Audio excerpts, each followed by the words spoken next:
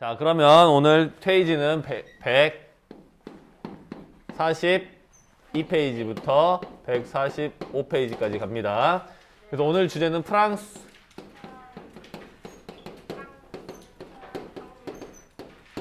혁명입니다. 프랑스 혁명, 오늘 주제. 여러분들, 오늘 주제 프랑스 혁명 보기 전에 우리가 지금까지 어디 배우고 왔는지 한번 살펴봐야겠죠? 우리가 어디 배우고 왔냐면, 제일 처음에 어디 배웠습니까? 그지, 영국. 이 영국, 몇 세기 영국? 17세기. 그지, 17세기 영국을 배웠고요. 여기서 1600년대 청교도혁명과 명예혁명 두 개 배우고 갔습니다. 그 다음에 어디 배웠지? 그지, 미국 배웠습니다. 미국 몇 세기? 18세기요. 18세기. 여러분 근데 17세기, 18세기 헷갈린다고 그 숫자만 말하면 선생님 욕같이 들리겠죠? 끝까지 말해주시고요. 18세기의 미국 혁명과 미국이 건국되는 그 과정에 대해서 살펴봤습니다. 기억나시죠? 그 다음 오늘 어디 배워? 그지? 그럼 프랑스가 어디에 있어? 그래, 제발 저기 하지 마라 그랬잖아요. 최선 어디 기준? 영국을 기준으로 어디쯤? 북쪽은 어디예요? 바다인데요? 여러분들 프랑스 어딘지 잘 모르시더라고요. 여기에 있습니다. 이거 남쪽. 바로 남쪽 여기 프랑스고요. 우리가 배울 프랑스의 시기는 18세기입니다. 프랑스 18세기. 알아두세요. 알겠습니까? 프랑스 18세기고요. 그다음 여러분들 이제 프랑스 배우다 보면 이제 그 뒤로도 이제 오늘 할 거에선 직접적인 관련은 없는데 알아두셔야 될 내용이 뭐냐면 이 유럽의 큰 산맥들이 몇 개가 있어요. 그 대표적인 산맥이 여기 피레네 산맥과 여기 알프스 산맥이 있습니다. 이 두 개는 알아두셔야 됩니다. 이 두 개가 유럽 역사에 미치는 영향이 꽤 커요. 산맥이 있다고 하면, 즉 산이 있다고 하면 교류가 늘어날까요? 줄어들까요? 줄어들겠지. 산을 사람들이 왔다 갔다 하는데 힘드니까 교류가 줄어들고요. 그러다 보니 점령하거나 전쟁하거나 이런 데 많은 영향을 미칩니다. 이외에 여기는 다 평야 지역이기 때문에 주로 프랑스든 우리가 나중에 배울 독일, 히틀러의 시대든 전쟁을 하게 되면 이 평야 지역에서 주로 이루어지고 이 산맥을 잘 넘어가지는 않습니다. 아시겠죠? 일단 참고로 알아두시고요. 오늘 배울 내용은 이 프랑스에서 벌어지는 약 10년간의 내용이 되겠습니다. 알겠습니까? 자, 그러면 이제 우리 교과서 142페이지인데 이 프랑스 혁명 첫 번째 배경을 봐야 됩니다. 배경. 프랑스 혁명의 배경인데 첫 번째가 구제도의 모순이야. 구제도의 모순이라고 합니다. 여러분들 이거를 좀 있어볼 말로 앙시앵 레짐이라고 부르거든요. 그냥 듣고 넘어가셔도 돼요. 앙시앵 레짐. 또 구제도의 모순이라고 하는데 이 구제도의 모순의 가장 큰 대표적인 요소가 신분제야. 여러분 신분제가 뭐야? 신분을 따지는 거야. 여러분은 무슨 신분? 학생. 그죠. 우린 굳이 따지면 학생과 교사인데 여러분들은 신분 양반이고 평민이고 이런 거 있어 지금? 없지. 없단 말이야. 여러분들 혹시 나는 귀족인데 이라고 생각하고 사신 친구 없죠? 여러분들 근데 이 시기에 프랑스에는 신분제가 존재했습니다. 신분제가 존재했는데 총 3개의 신분이 존재했어요. 총 3개. 첫 번째가 1신분, 두 번째가 2신분, 세 번째가 3신분의 형태로 구성이 됐습니다. 1신분과 2신분과 3신분. 그래서 이 신분과 2신분은 여러분들 전체 인구의 약 2%, 3신분은 98%를 차지하고 있었습니다. 이 신분이 뭔지, 2신분이 뭔지, 3신분이 뭔지 알아야 될 거야. 이 신분은 뭐냐면 성직자예요. 성직자. 이 성직자는 여러분들 지금 생각하면 어떤 거냐면 카톨릭 성직자인데 지금 여러분들 성당의 신부님이라고 생각하시면 됩니다. 성당의 신부님. 그 다음에 제2신부는 귀족들이야. 귀족들. 나머지 제3신부는 농민들, 뭐 수공업자들 이런 거라고 생각하시면 됩니다. 이해되시죠? 왼쪽 볼게요. 그림 142페이지 왼쪽에 보시면 제1신분, 2신분, 3신분이 있고요. 그 밑에 보면 노인이 이러고 지팡이 들고 서 있고 그 위에 사람이 2명이 등을 타고 있습니다. 이게 상징하는 게 뭐냐면 밑에 있는 노인은 제3신분을 상징하고요. 제1신분과 2신분은 올라타 있는 그 2명의 사람을 의미합니다. 왜 1신분과 2신분이 제 3신분을 올라타고 있는 형태로 표현했을까? 그렇지. 3신분이 그냥 낮다고 해서 그냥 올라타? 3신분이 낮다고 해서 그냥 올라타게끔 표현했을까? 뭔가 우리 업어준다는 건 뭔가 부담한다는 거지. 그렇지. 1신분과 2신분은 세금을 안 내요. 이 두 친구는 세금을 안 내고요. 이 3신분은 세금을 많이 냅니다. 그래서 여러분들 보시면 왼쪽에 그 위에 그림 위에 있었던 거 보시면 특권 신분이라고 해서 1신분, 2신분 있고요. 전 인구의 2%, 세금이 면제, 그 다음에 고위 간직을 독점하고 있었고요. 제3신분은 전체 인구의 98%, 그 다음에 무거운 세금을 부담했다고 해서 그 다음에 농민, 상인, 그 다음 수공업자, 그 다음에 전문직 종사자로 되어 있습니다. 여러분들 전문직 종사자가 뭐야? 여러분, 그렇지. 여러분들 지금 시대에는 의사 또 수의사도 있고, 그렇죠? 왜 좀 더 쉬운 말로 보통 사자로 끝나는 직업들이라고 하죠. 뭐 의사 또는 변호사 뭐 이런 사람들 얘기하는데 이 사람들은 지금 우리 현재 사회에서는 돈을 많이 버는 직종이지만 여기서 말하는 전문직은 그거랑 매치시키면 안 되고요. 여기서 말하는 전문직은 기술적 전문직이라고 생각하시면 돼요. 기술적 전문직, 뭐 대장장이나 이런 것들이라고 생각하시면 돼요. 왜냐면 이걸 전문직이라는 걸 몰라가지고 집에 가서 네이버에 검색을 해봐요. 그럼 여러분들 지금 전문직이라고 치면 엄청 좋은 직장들이 나오는데 매치가 안 되잖아. 그러니까 미리 말씀드리는 겁니다. 그래서 이 1신분과 2신분과 3신분이 구분되어 있고 세금은 누가 다 낸다고? 3신분. 근데 이 3신분이 세금을 다 내는데 이 친구들이 세금 다 내는데 정치에 참여를 할 수가 없어. 그래서 이것이 구제도의 모순이라고 보는 겁니다.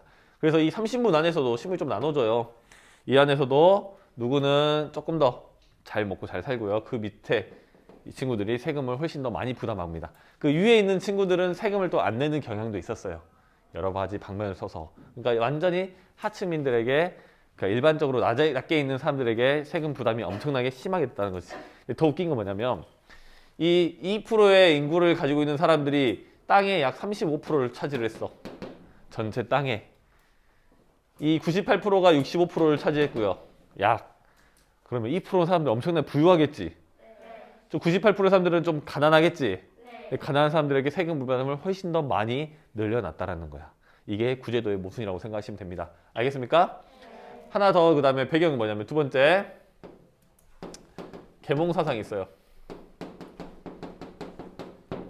계몽이야, 몽. 이 몽이 뭐야? 꿈 아니야. 꿈이 아니라 우리 무지몽매하다라고 할 때 쓰는 몽인데 어둡다라는 뜻이야. 어둡다. 그 계몽사상을 영어로 뭐라 부르냐면 enlightenment라고 불러요. 빛을 넣어주는 것. 즉 어두움을 밝혀내는 걸 우리는 계몽사상이라고 불러요. 어렵게 설명 안 할게요. 우리 계몽사상의 주요 내용은 아니니까요. 그래서 이 계몽사상의 중요시하는 건 이성이야. 이성. 인간의 건전한 이성이라는 거야. 자, 생각해봐. 과거에 왕은 권력을 누구로부터 받았어? 신으로부터 받았고요. 나는 이렇게 농노로 태어났으니까 당연히 이렇게 일하는 게 당연한 거야 라고 생각했단 말이야. 즉 왕은 나보다 윗사람이고요. 나 요 아래에 있는 나는 똑같은 사람이 아니라 그냥 나는 밑에서 일하는 당연한 사람이라고 생각을 하고 살았어요. 하지만 생각을 해보는 거죠. 왜 쟤도 인간이고 나도 인간인데 왜 이렇게 살아야 돼? 이런 생각을 하게 되는 거야.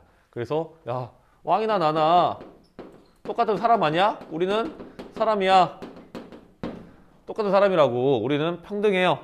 라고 생각하게 되는 게 이 계몽사상의 일부 의견이라는 거야. 물론 계몽사상이 여러 가지 평가가 갈라지기 때문에 이 정도로만 생각하시고 넘어가시면 되겠습니다.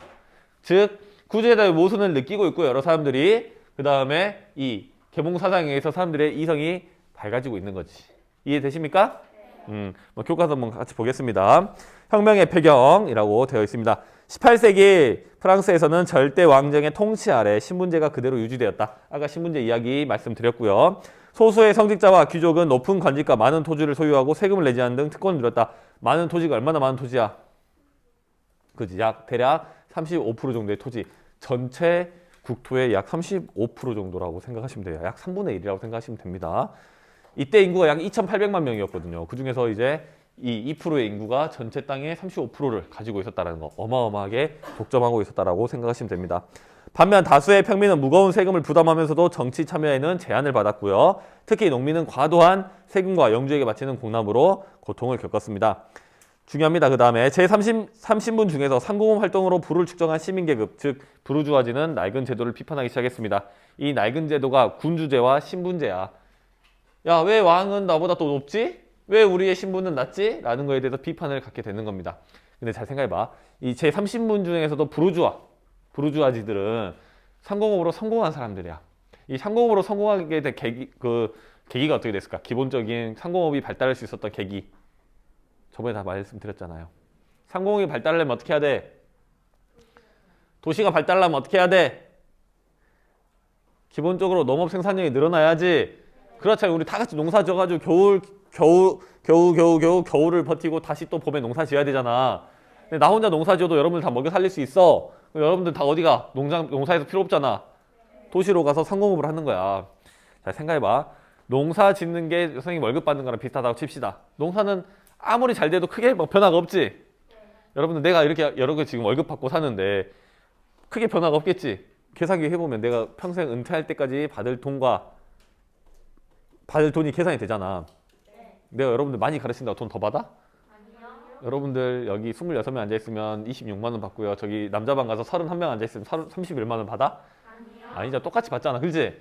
그것처럼 농사 짓는 게 월급 받는 걸 생각하시면 상공업은 여러분들 사업한다라고 생각하십시오. 사업. 내가 15년 전에 교사의 꿈을 꾸는 게 아니라 사업의 꿈을 꿔서 내가 카카오라는 회사를 만들었다 생각해봐. 지금 여기 눈에 보이는 거 여기 동네 다 살 수 있겠지? 다 사고도 돈이 남겠지? 그런 것처럼 상공업으로 성공한 사람들을 이 부르주아지라고 하고요. 이런 사람들이 이 구제도에 대해서 많은 불만을 갖고요. 여기에 있었던 사람들이 부르주아지들이야. 돈을 많이 번 사람들. 이해되시죠? 그래서 낡은 제도를 비판하기 시작했고요. 이들은 계몽사상과 미국 혁명의 영향을 받아 봉건 질서를 타파하고 자유롭고 평등한 사회를 건설하려고 했다. 이 배경 다 말씀드렸습니다. 그 다음에 혁명의 발생으로 가겠습니다. 혁명의 발생. 여러분들 루이 16세가 누구냐면 루이 14세, 15세 그 뒤를 이은 왕인데 루이 14세는 태양왕이라고 불렸고요. 짐이 곧 국간이라 라고 하는 절대 왕정을 이뤘던 왕입니다. 그 뒤를 이은 왕인데 한번 보겠습니다. 루이 16세는 계속된 전쟁과 사치스러운 궁정생활로 재정이 어려워지자 삼부회를 소집합니다. 이 삼부회가 뭐냐면 왕의 자문기관 같은 겁니다. 영국의 의회랑은 또 달라요. 영국의 의회는 왕에게 이래라 저래라 할 수 있는 권한이 어느 정도 있었지. 이 삼부회는 왕의 자문기관이야. 특히 이제 회계, 돈과 관련된 자문기관인데 이 신분, 이 신분, 3신분 이 신분들의 대표를 모아놓고 왕에게 자문을 할 수 있는 겁니다. 특히 돈에 관련돼서. 이게 오랜만에 불렀어요. 얼마나 오랜만에 불렀냐면 여러분들의 아버지의 아버지의 아버지의 아버지의 아버지 세대 때 부르고 그 뒤로 처음 불렀습니다. 대략 계산해보면 약 175년이요. 손가락 세면서 계산하실 필요 없어요. 175년 만에 불렀습니다. 엄청 오랜만에 불렀어. 왜 불렀어? 돈이 지금 문제가 생기니까 재정이 어려워지니까 부르는 겁니다. 근데 이때 예신문, 이신문, 3신문 중에 화나 있는 사람들이 있지? 누가 화가 나 있어 지금? 3신분 지금 화가 많이 나 있어. 이 사람들 지금 화가 많이 나 있다고 이 3신분이. 그래서 이 3신분 불만 가득하게 3부에서 이야기합니다. 야 우리 인원 더 늘려줘 해가지고 2배 더 늘려드려요. 하지만 이 3부의 투표 방식은 다수결이 아니야. 이 3신분은 수가 많으니까 뭘로 투표하자 그래? 다수결로 하자 그래. 근데 이 3부에서 투표 방식이 뭐였냐면요. 신분별 투표야. 신분별. 어떤 느낌이냐면 여러분들 여학생들 반과 남학생들 반이 지금 투표를 할 거야. 그럼 여러분들 다수결로 하면 여러분들이 유리해 불리해? 불리하지. 남학생들 반이 한 반에 5명씩 더 많잖아. 그러니까 다수결로 하지 말고 반별로 대표로 나와라. 그러면 우리 8반 대표, 1반 대표 해가지고 한 반에 한 표씩 주는 거야. 무슨 느낌인지 알겠어? 그러면 1신부도 한 표, 2신분도 한 표, 3신분도 한 표야. 그럼 다수결을 하려면 2신분만 통계되면 되겠지? 1신분과 2신분은 한 패겠지? 이길 수가 있어? 없어 하고 화를 내고 뛰쳐나가가지고 뭘 만드냐? 국민의회라는 것을 만듭니다. 국민의회.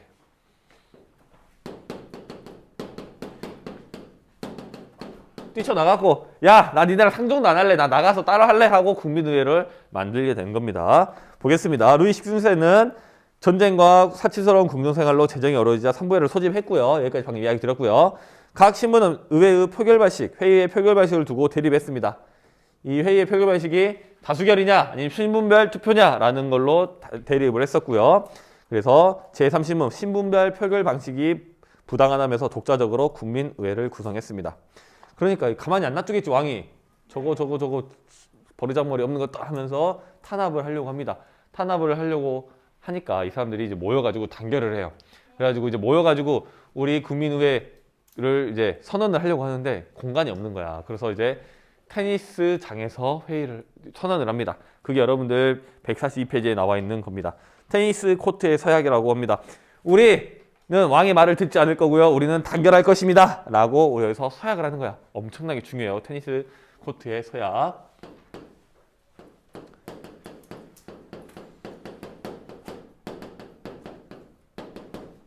테니스 코트 서약 또는 코트 서약이라고 이야기합니다. 여기서 왕의 말 듣지 않겠다. 우리는 단결하겠다. 라고 선언을 하게 되는 겁니다. 그러고 나서 어디를 습격을 하냐면 화가 많이 나 있잖아 지금, 그지? 네. 그래서 바스티유 감옥을 습격을 해요. 야, 근데 왜 화가 나 있는데 감옥을 습격해? 야, 여러분 생각해봐. 여러분들이 나한테 화가 났어. 나한테 너무 화가 났어. 막 시험을 봤는데 문제가 말도 안 되게 어려운 거야. 나한테 화가 나, 안 나? 나요. 화가 나 있지? 근데 화가 나서 어떻게 처리할 거야? 이제 습격을 할래? 어디를 습격해야 돼? 학년실. 그지, 학년실을 습격해야 되겠지, 그지? 근데 뜬금없이 감옥을 습격한 거야. 팀 만들려고. 뭘요? 같은 팀. 아, 감옥 최수를 빼와가지고. 그럴싸합니다. 이 바스티유 감옥이 상징하는 게 뭐냐가 중요한데, 이 바스티유 감옥이 상징하는 게 뭐냐면 왕권을 상징합니다. 절대 왕권. 왕권 같은 걸 상징한다고 보시면 돼요. 그리고 여기에 무기가 많아요. 이 왕권을 상징하는 이유가 뭐였냐면 여기에 감옥에는 일반 죄수들이 가는 곳이 아니야. 자기 왕한테 덤볐던 사람들, 정치범들을 여기다가 넣어놓은 겁니다. 여기 들어가면 살아나올 수가 없어. 그런 상징적인 감옥을 습격을 한 거죠. 그러고 나서 무기를 여기서 엄청나게 많이 탈취를 합니다. 여러분들 학년실 가서 습격을 하려면 뭐라도 들고 가야 될 거 아니야, 그렇지? 맨손으로 갈 거야? 아니요. 뭐 저 소화기라도 들고 가야 될 거 아니야. 그래서 이제 가서 무기를 빼앗고 성공을 하게 되죠. 그래서 이 바스티유 감옥 습격이 성공하고 나서 이 혁명이 전국화 되는데 큰 영향을 미칩니다. 전국적으로 이 혁명이 야, 우리도 성공할 수 있구나, 아, 대단하다 라고 생각하면서 전국화되는 계기가 되는 겁니다. 한번 보겠습니다. 국민의회를 구성하였고요. 국왕이 국민의회를 탄압하려고 하자 분노한 파리 시민들이 바스티유 감옥을 습격하였습니다. 라고 되어 있죠. 그 다음에 이후 혁명이 전국적으로 확산되어 농민들이 영주의 성과 저택을 습격하고 봉건 문서를 불태우기도 했다라고 되었고요. 이에 국민의회는 봉건제를 폐지를 선언하고요. 혁명의 기본 이념을 밝힌 인권과 시민의 권리 선언, 이거를 줄여서 인권 선언이라고 합니다. 인권 선언을 합니다. 이 국민의회가 한 것들 지금 적어주고 있는 거야. 봉건제도 폐지했고요. 인권 선언을 합니다. 그리고 나서 인권 선언을 하는데 루이 16세가 이때 위기를 많이 느껴요. 왜냐면 얼마 전에 애가 알고 있을 거 아니야. 영국에서 비슷한 사례가 있었지. 이런 일이 터져가지고 왕이 목이 잘린 일이 있었죠. 왕이 목이 잘린 처형당한 왕이 누구야? 찰스 1세 있잖아. 이러다가 자기도 큰일 나겠다 싶은 겁니다. 그리고 루이 16세의 아내가 누구냐면 엄청 유명한 여자야. 마리 앙뚜아네트인데 이 여자의 고향이 오스트리아입니다. 그리고 이 여자의 엄마가 오스트리아의 여왕이야. 여왕입니다. 그러니까 오스트리아의 여왕 입장에서는 여기서 난리 나면 내 딸도 위험해지겠지. 그러니까 좀 야, 니네 그러지 말아라고 간섭도 해요. 그리고 이 루이 16세가 도망을 가려고 합니다. 오스트리아로. 근데 탈출하려고 하는데 걸렸어. 근데 잘 생각해봐. 지금 나라가 엄청 위기지? 위기인데 왕이라는 놈이 자기 나라 버리고 도망가려고 했어. 국민들 입장에서 어때? 여러분들 만약에 우리 반이 내가 여러분들 담임인데 우리 반이 엄청난 위기를 겪고 있어. 근데 내가 몰래 집에 혼자 먼저 도망가려고 합니다. 근데 그거 걸렸어. 자동차 시동 거다 걸렸어. 화가 나, 안 나? 방금 봤죠? 잡아와다 이거 잡아오세요다 이거 잡아래. 화가 난단 말이야. 루이 16세 잡혀옵니다. 루이 16세 잡혀와가지고 이제 이야기를 나오는 거야. 아니 이게 여러 세력들이 여러 파가 있었을 거야. 옛날부터 그러니까 먼저부터 왕부터 처리하자라는데 됐고 그래도 왕은 살려는 줘라고 하는 파가 있었는데 야 그래도 여기는 일단 왕은 살려줄게. 왕은 살려줄게. 하지만 너 이제 왕 끝났어. 이제 너 조용히 있어야 돼라고 하면서 헌법을 만들어요. 이 헌법 내용이 어떤 것들이 있냐면 여러분들 여기서 헌법 내용은 이제 입헌군주제가 됩니다. 너 살려는 드릴게. 더 이상 너네 시내로부터 권력을 받은 게 아니야. 법에 따라서 너 군주 역할 해라 라고 해서 입헌군주제를 만들고요. 그 다음에 투표를 할 수 있게끔 주는데 재산에 따라서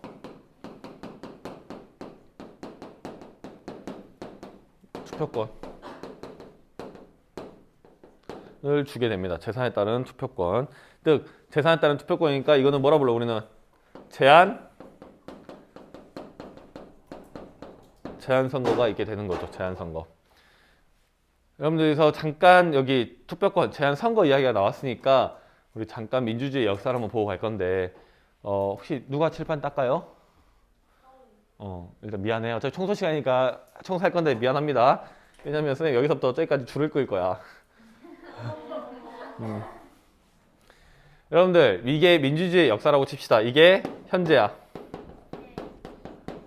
그럼 민주주의 역사 처음 시작 우리가 어디라고 배워? 그치 고대 아테네. 이 고대 아테네 시절에 투표권을 누구에게 줍니까? 남자한테만 주죠. 남자. 근데 그냥 남자한테만 줘? 잘생긴 남자 아니고요. 어떤 남자요? 돈 많은 남자 아니고요. 힘센 남자도 아니고요. 정치인 아니고요. 우리 작년에 배웠잖아요. 선생님 말할게요. 키 큰 사람 아니고 잘생긴 사람 아니고 돈 많은 사람 아니고요. 성인 남자한테만 줍니다. 성인 남사. 성인 남자인데 그냥 성인 남자 안 되고요. 외국인 안 되고요. 노예들 안 되고요. 성인 남자들에게만 줍니다. 근데 이 논리를 생각해 보시면 어떤 느낌이냐면 여기 여차하면 옆에 우리의 의사결정을 하다가 여차하면 옆에 나라와 전쟁할 수도 있지. 이 전쟁의 목숨을 걸고 나가서 싸울 수 있는 존재들에게만 투표권을 주는 거야. 즉 책임질 수 있는 사람들만 말해라 라고 한다고 생각하시면 됩니다. 만약에 생각해봐. 지금 시대가 아니라 이 고대 아테네 시절에 전쟁이 났어요. 그럼 여자들이 남자들을 이길 수 있어? 물론 이길 수도 있죠. 근데 쉽지가 않겠지? 여러분들 칼 들고 창 들고 성인 남성과 싸워서 이길 수 있어? 쉽지가 않겠지. 그러니까 옆에 뒤로 빠져 있고요. 성인 남자들이 전쟁에 나가서 싸우라고 하는 거야. 대신 선거권을 주고요. 무슨 말인지 알겠어요? 그러다가 민주주의가 그 다음 언제 또 튀어나와? 중간에 많이 실종되다가요. 그 다음에 17, 18세기에 다시 나오죠. 그 이야기가 여기입니다. 이제는 성인 남자 뿐만 아니라 이제 재산에 따라서 투표권을 줘요. 어떤 논리냐면 봐봐. 여러분들 이때는 전쟁에 나갈 사람이 중요했다고 하면 이때는 정부 운영하는 게 누구야?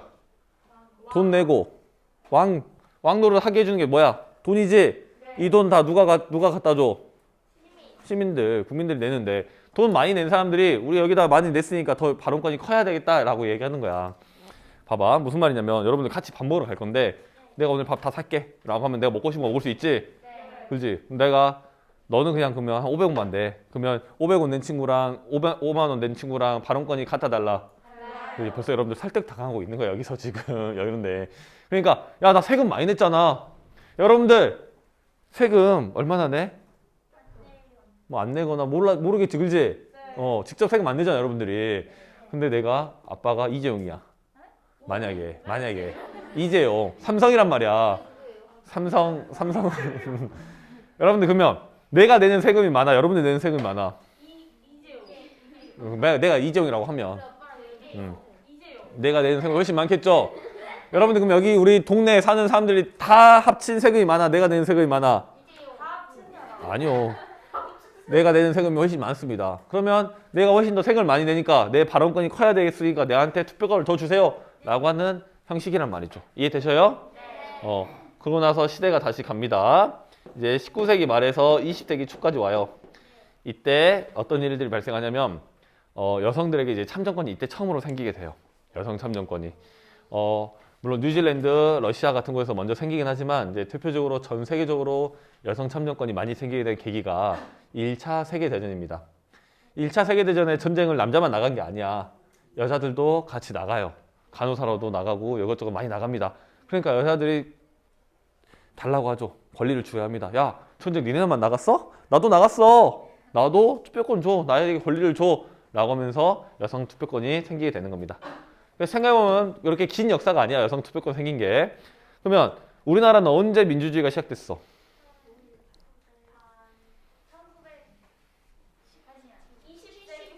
20세기 후반 1900년 후도 조선시대 말기예요? 아니죠. 독립하고 나서. 독립하고 나서 이제 미군령 시작되면서 민주주의가 시작됐죠? 얼마 안 됐어. 우리나라 민주주의가 시작된 지. 그럼 우리나라는 여성 참여권이 언제 생겼을까? 21세기. 처음부터 있었어. 우리나라는 생각해봐. 우리나라는 민주주의 최신 버전 갖고 온 거 아니야. 그지? 최신 버전 갖고 왔으니까 우리나라 이런 과정을 겪지 않았다라는 거죠. 이거 체크하고 넘어가십니다. 그래서 여기서 보시면 이제 제한된 선거권을 주었다라고 보겠습니다. 위기의식을 느낀 국왕이, 이 국왕은 루이 16세고요. 국외는 여기 오스트리아입니다. 국외로 탈출하다가 체포되면서 민중의 반감은 더욱 커졌고요. 그 후 국민의회는 입헌군주제와 재산에 따른 제한선거 등의 내용을 하는 헌법을 제정했습니다. 이에 따라 입법의회가 구성되었으며 입법의회는 혁명이 번질 것을 두려워한 오스트리아, 프로테스탄 등이 위협하자 전쟁을 선포했습니다. 그래서 입법의회라는 건 뭐냐면 우리 지금 국민의회였는데 이제 법에 따라서 그러니까 대표자를 뽑은 걸 입법의회라고 하고요. 이때 프로이센이랑 오스트리아가 많이 걱정을 해요. 이 프로이센은 지금의 독일이라고 생각하시면 돼요. 옆에 있는 이 나라들이 걱정을 하는데 왜 걱정을 하냐면 쟤네가 지금 자기 나라에서 난리가 났지? 그 난리가 났는데 이 난리가 우리나라에까지 영향을 미칠까 봐. 우리나라 애들도 우리나라 백성들도 이거 영향받아가지고 왕의 입장에서 애들이 되바라질까 봐 걱정을 하는 거야. 그래서 간섭을 해요. 야, 니네 그러지 마 하니까 프랑스가 화가 나지? 지금 여기 지금 엄청 화가 나 있는 상태야, 지금 사람들. 화가 나니까 프랑스가 먼저 선전포고를 해버려요. 오스트리아랑 프로이센에. 그러고 났어. 선빵 필승이라고 선전포고를 했는데 먼저 선전포고 했으면 이겨야 될 거 아니야, 그지? 근데 봐봐, 아래줄 봐보세요. 혁명의 과격화. 패전이 계속됩니다. 오스트리아랑 프로이센한테 계속 져요. 패전이 계속되고 물가가 오르는 등 생활이 어려워지자 과격해진 파리 시민들이 왕궁을 습격합니다. 빵 줘, 빵 내놔 이렇게 하고 왕궁을 습격해요. 그 결과 왕권이 정지되고 입법의회 대신에 국민공회가 구성됩니다. 국민공회. 여러분들 이제 여러 정치 체제가 나와요. 왜냐면 프랑스 혁명이 이제 1989년에 시작해서 1999년에 끝났다라고 이야기를 하는데 약 10년 동안 여러 가지 정치 체제를 겪습니다. 왕정이었다가 그다음에 뭐 공화정이었다가 이렇게 총재 정부였다가 통령 정부였다가 여러 가지를 겪어요. 그래서 역사학자들은 이걸 뭐라 부르냐면 근대의 실험실이라고 부릅니다. 다른 나라가 몇백 년 동안 겪어야 될 정치 체제를 이 친구들은 10년 동안 여러 번 바뀌면서 겪어요. 그래서 여러분들 지금 이거 정리를 잘 해두셔야 된다는 겁니다. 아시겠죠? 국민공회가 나타나요. 이 사람들은 이제 급진적인 파야. 좀 왕 좀 살려주고 좀 천천히 가자라는 게 아니라 확 바꿔야 된다라고 생각하는 파입니다. 국민공회가 구성이 됩니다. 그래서 국민공회는 공화정을 성립합니다. 공화정.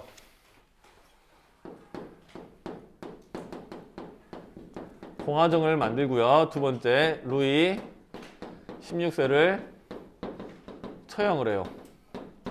세 번째로 공포정치를 펼칩니다. 공포정치를 펼쳐요. 일단 교과서 보면서 볼게요. 공화정을 선포하고요. 급진파의 주도로 루이 16세를 처형합니다. 이어 국민공회는 공화제와 보통선거 등의 내용을 하는 헌법을 제정합니다. 여기다 플러스 보통선거. 보통선거라고 하는데 여러분들 선생님 일단 위에서부터 볼게요. 공화제라는 거는 한 명이 다스리는 게 아니라 여러 사람이 같이 다스리는 거죠. 여기에 지금 우두머리가 누구냐면 여러분들 밑에 나와 있는 로베스 피에르라는 사람이 있죠. 뚜껑 글씨로 써 있는 거. 이 사람이 여기 대빵입니다. 이 사람이 이제 급진적인 파고요. 그래서 이 사람이 루이 16세를 처형하고요. 이 사람이 공포 정치를 펼치게 되는 거야. 이 루이 16세를 이제 목을 잘라서 죽여버려요. 단두대에서 자르고요. 공포 정치라는 게 뭐냐면 겁을 줘서 통치를 하는 거야. 조금만 야 우리 좀만 천천히 혁신하자 개혁하자 나아가자라고 한 친구들도 다 잡아다가 목을 베버립니다. 이때 개발된 사형 도구가 뭐냐면 기요틴이라고 목 자르는 기구를 발명을 해요. 이때 얼마나 사람들 많이 죽였으면. 그래가지고 어떤 느낌이냐면 여기 만약에 이 친구가 나한테 반항을 합니다. 아 선생님 저 오늘 역사 수업하기 싫어요. 선생님 문제 그렇게 내시면 어떡해요? 라고 하면 이리 와 하면서 목이 좀 자른 거니까 뺨을 팍 때려버려요. 그럼 다음 시간부터 나에 대해서 그렇게 말하는 사람 있어 없어? 없겠지. 그리고 나서 딱 교실 딱 들어왔는데 칠판이 칠판 왜 이렇게 더러워 하면서 칠판 딴 친구 여기 와봐 하면서 갑자기 뺨을 또 팍 때려. 그러면 다음 시간 왔을 때 칠판이 완전 강이 나겠지? 그런 식으로 겁을 줘서 통치하는 게 공포정치라고 하는 겁니다. 아시겠어요? 이때는 뺨 때리는 게 아니라 목을 기요틴이라는 걸로 목을 잘라냈다고요. 이해되시죠? 그 다음에 이 보통선거라고 했는데 보통선거 우리 알고 있는 보통선거는 어떤 개념이야? 누구에게나 한 표씩 주는 게 보통선거지? 네, 이때는 여성들은 선거권이 없어요. 투표권이.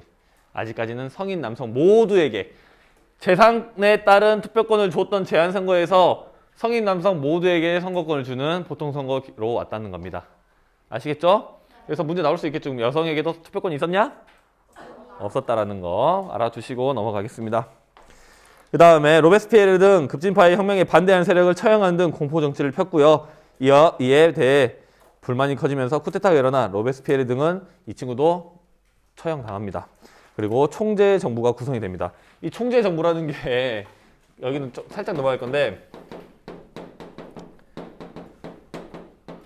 야 봐라 공화정이든 이런 한 명한테 권력이 집중되니까 문제 생기는 거 아니냐.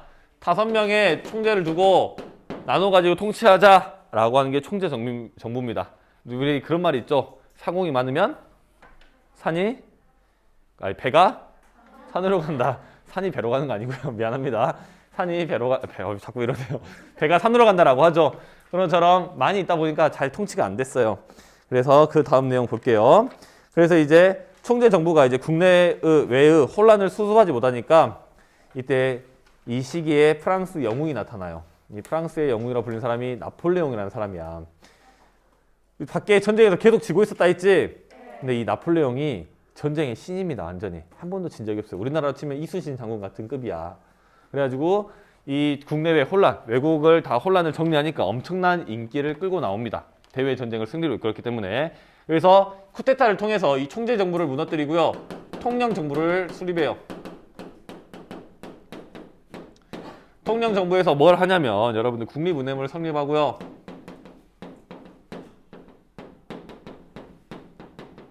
두 번째, 국민교육제도를 도입합니다.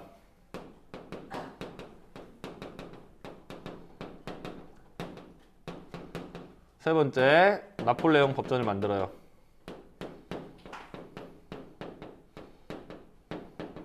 를 편찬합니다. 이러한 개혁의 결과 인기는 나날이 훨씬 더 좋아졌습니다. 나폴레옹의 인기가 나쁘지 않게 통치를 했거든요. 그러고 나서 이 개혁의 결과로 국민들의 지지율이 엄청나게 높아지니까 황제에 즉위하게 돼요. 황제에 즉위. 즉 통령 정부에서 어떻게 가냐면 이제 마지막으로 재정으로 가는 겁니다. 재정. 황제가 정치한다 라고 가는 거죠. 황제가 정치하는 것. 즉 나폴레옹이 황제로 즉위하는 거야. 여러분들 이게 지금 20년 언저리로 다 나타난 일이에요. 왕을 죽이고요. 뭐 공화정이 만들어졌다가 총재가 나왔다가 통령이 나왔다가 다시 황제로 복귀하는 어마어마한 일들이 터지고 있죠. 그래서 이 나폴레옹 이 황제로 즉위를 하게 됩니다. 그 다음에 황제가 된 이후에도 나폴레옹이 계속 대외 전쟁을 펼쳐요. 계속 승리를 했는데 다 유럽을 거의 다 점령을 했는데 딱 한 나라를 점령하지 못했어. 어디였을까? 영국이요. 처음에 영국이 손나라였기 때문에 쉽지가 않았어. 그래가지고 영국을 봉쇄하기 위해서 대륙 봉쇄령을 내립니다. 이 친구를 내가 왕따를 시킨다고 생각해 봅시다. 그러면 이 친구랑 이제 말도 하지 말고요. 청소 시간도 혼자 청소하게 냅두고요. 밥도 같이 먹고 매점도 같이 하지 마! 라고 이야기를 했다고 쳐. 나쁘죠. 대륙 봉쇄령이야. 지금 영국을 이렇게 만든 거야. 내 옆에 있는 친구가 매점을 같이 갔어. 근데 그걸 내 눈에 들켰어. 내가 화가 나 안 나? 화가 나지. 이 친구가 누구냐면 러시아야. 러시아가 영국이랑 같이 교류를 합니다. 하니까 이 나폴레옹이 러시아를 치러 들어가죠. 하지만 러시아를 쳐서 성공한 역사가 거의 없어요. 왜냐하면 러시아는 너무나 멀고요. 일단 너무나 춥습니다. 나폴레옹이 여기를 쳐들어가지만 이 러시아의 추위에 얼어 죽은 사상자가 너무나 많이 나왔고요. 그로부터 약 100년 후에 여러분들 잘 알고 있는 히틀러도 러시아를 침공했지만 러시아의 추위에 지고 나옵니다. 어쨌든 러시아 침공이 실패하고요. 나폴레옹은 몰락하게 됩니다. 아시겠습니까? 네. 그 다음에 마지막에 보면 마지막 밑에서 두 번째 줄 보면 나폴레옹은 몰락하였지만 그의 정복전쟁으로 프랑스 혁명의 정신이 유럽에 널리 퍼지면서 자유주의와 민족주의가 생겼다라는 겁니다. 자유주의, 민족주의. 이 주의는 보통 우리 이즘으로 번역을 합니다. 무슨 주의, 무엇을 우선한다라는 거야. 그럼 자유주의는 뭘 우선시해? 자유, 인간의 자유, 근본, 인권, 인간의 권리 이런 거를 중시하는 거고요. 민족이야. 대표적으로 유럽의 민족이 크게 두 가지가 있습니다. 첫 번째 게르만족, 슬라브족. 게르만족은 이름에서 티가 나지? G, E, 르, 만. 게르만. 여러분 영어처럼 읽어봐 이거를. 이걸 영어로 읽어봐. 어디야 이게? 그지? 독일과 관련된 계열이라고 생각하시면 됩니다. 물론 게르만족이 많이 섞여 있고요. 많이 흩어져 있기 때문에 꼭 독일이라고 볼 수는 없지만 중심이 되는 국가라고 보셔도 괜찮고요. 슬라브족은 어디냐면요. 러시아입니다. 러시아와 동유럽 계열. 이게 각자 민족주의에 따라서 각자 민족들만의 독립을 하겠다. 즉 국가를 건설하겠다는 것과 연결이 되고요. 추후에는 세계대전 때는 이 게르만족과 슬라브족끼리 연결해서 동맹을 맺기도 합니다. 그래서 이 민족주의의 유럽이 퍼지게 되는 계기가 되었다라는 거 알아두셨으면 좋겠고요. 그다음 145페이지 넘어오시면 인간과 시민의 권리 선언이라고 해서 갈색으로 되어 있는 게 있는데 여기다가 별표 쳐둡니다. 중요합니다. 145페이지에 갈색으로 되어 있는 거요. 네, 그거 같은 거 별표 쳐두고요. 한번 같이 읽어보겠습니다. 제1조 인간은 자유롭게 그리고 평등한 권리를 가지고 태어났다.